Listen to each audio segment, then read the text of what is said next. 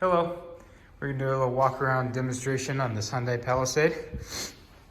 This has been converted by Freedom Motors to have the wheelchair access at the back. Overall, very clean vehicle. This is a low mileage example that was purchased prior to all the crazy pricing that happened because of COVID. So lots of great features at not a overpriced price. So the manual ramp works this way. Just pull it out. It is actually spring assisted here.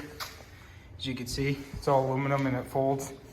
That way you have enough clearance to see out of the back window. And then they cut a rear entry channel. Call this a 3/4 cut because you have a position for a wheelchair right here in the middle section, right behind the two mid-row seats.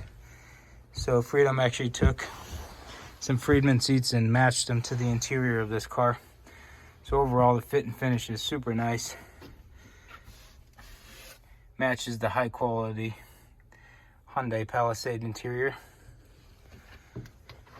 We've got tons of pictures and more description on the website as well, so feel free to check that out. But overall, the ramp system is very, very easy to use. Lightweight. Just close it like that. And then Freedom did a really nice job to match all the conversion pieces on the bumper. So it looks as factory as possible.